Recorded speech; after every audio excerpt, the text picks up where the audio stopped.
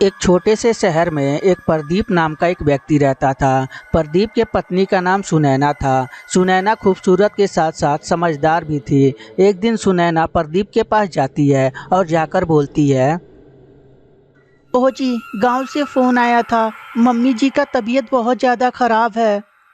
तब तो हमें अभी निकलना चाहिए। और यह बोलकर प्रदीप सुनैना को लेकर अपनी माँ के पास आता है। देखता है कि उसकी माँ सच में बीमार रहती है और तभी प्रदीप अपनी माँ से बोलता है, माँ, तुम्हारा अचानक से तबीयत कैसे खराब हो गया? अब क्या बताऊं बेटा, पता नहीं क्यों बहुत कमजोरी सी महसूस हो रही है और ऐसा लग रहा है जैसे शरीर में जान ही नहीं है। माँ, तुम चिंता मत करो, मैं आ गया हूँ ना। सब कुछ ठीक हो जाएगा। अभी मैं जाता हूँ, डॉक्टर साहब को बुलाकर लेके आता हूँ। अरे बेटा, डॉक्टर साहब को बुलाने की कोई ज़रूरत नहीं है। डॉक्टर साहब आए थे, चेकअप करके चले गए और दवा भी दिए हैं। प्रदीप अपनी माँ को इस हाल में देखकर बहुत ज़्यादा दुखी होता है और ड्राइंग रूम में आता है और उसकी पत्नी भी पीछे पीछे उसके पास आती है और आकर बोलती है, ओ जी, क्या हुआ? आप इतने दुखी क्यों हैं? सुनैना, अब क्या बताऊँ, माँ की ये हाल देखकर मुझे तो रोना आ रहा है। ओ जी, चिंता मत करिए।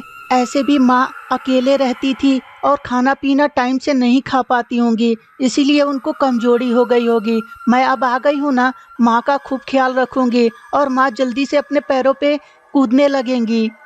तुम ठीक कह रही हो, मैं ही मूर्ख हूँ। अपने माँ को अपने पास लेके जाना चाहिए था और वहीं पे रखना चाहिए था। गांव में पता नहीं कैसे खाती थी, कैसे रहती थी। ओह जी, आप यहीं बैठिए, मैं माँ के पास जाती हूँ, वरना माँ क्या सोचेंगी। और यह बोलकर सुनैना मम्मी जी के कमरे में जाती है। तभी देखती है कि वहाँ एक चुड़ैल मम्मी जी से कुछ बातें करती रहती है। ओए बुढ़िया, अब तेरा आखिरी समय आ गया है।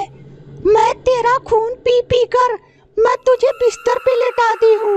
अब वो दिन दूर नहीं जब मैं तुझे अपने दुनिया में लेके जाऊंगी।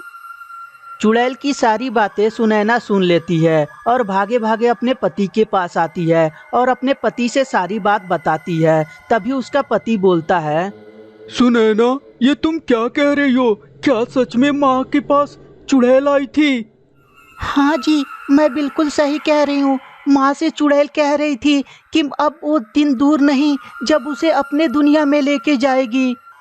सुनैना, तो हमें जल्दी से कुछ ना कुछ करना चाहिए, वरना सच में माँ को मार डालेगी चुड़ैल। और यह बोलकर प्रदीप पंडित के पास जाता है और पंडित जी से सारी बात बताता है। तभी पंडित जी, तुम घबराओ मत बेटा, मैं तुम्हारे साथ चलता हूँ। उस चुड़ैल को तो चोटी पकड़ के बाहर निकाल के फेंकूंगा।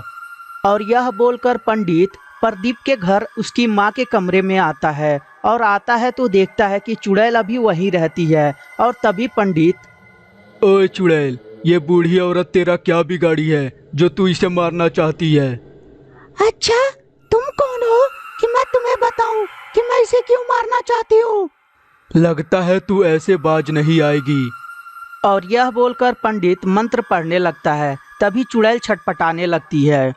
ओम फट फट स्वा, ओम फट फट स्वा। मुझे छोड़ दो, मुझे जाने दो। आज के बाद मैं इस घर में कभी नहीं आऊंगी। मुझे छोड़ दो, मुझे जाने दो। परंतु पंडित मंत्र पढ़ना नहीं छोड़ता और मंत्र पढ़ता ही रहता है। चुड़ैल थोड़ी देर में ही जलकर राख हो जाती है।